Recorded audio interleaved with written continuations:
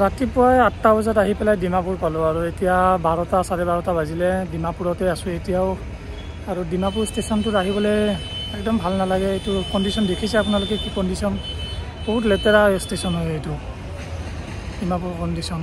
মই আপোনালোকক দেখাই আছোঁ এবাৰ ষ্টেচনটো বেক কেমেৰা কৰি পেলাই। এইটো চাওক ডিমাপুৰ ৰেলৱে ষ্টেচন, ইমান মানুহৰ ভিৰ থাকে তথাপিও এই ষ্টেচনটো কোনো চেঞ্জ হোৱা নাই আজিলৈকে। আজিৰ পৰা 10 বছৰ 11-12 বছৰ আগতে এইটো ষ্টেচন দেখিছিলোঁ এনেকৈ, আৰু এতিয়াও এনেকৈ আছে লেতেৰা হৈ। এয়া কণ্ডিশ্যন ডিমাপুৰ ষ্টেচনত, চাওক কিমান লেতেৰা।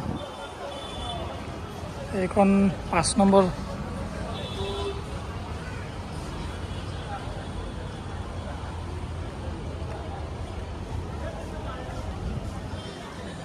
এইখন 5 নম্বৰ প্লেটফৰ্ম, আৰু সেইফালে এইখন যিখন ট্ৰেইনখন লাগিছে এইখন 1 নম্বৰ প্লেটফৰ্ম। 1 নম্বৰৰ মই কণ্ডিশ্যন দেখাম তাতে কিমান ভিৰ। তাৰপিছতো এই ষ্টেচনটো লেতেৰা কণ্ডিশ্যন, ভাল নালাগে এইটো ষ্টেচনত আহি কিবা।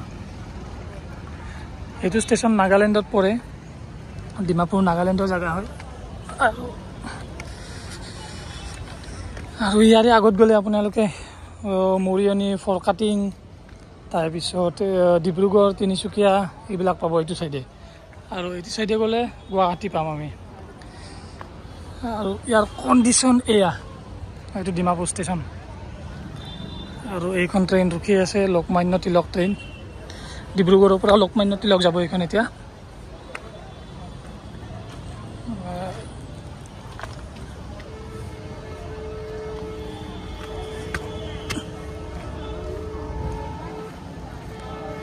ভিৰ চাওক এইফালে, ইমান ভিৰ থাকে এই ষ্টেচনটোত, তাৰপিছতো ইমান লেতেৰা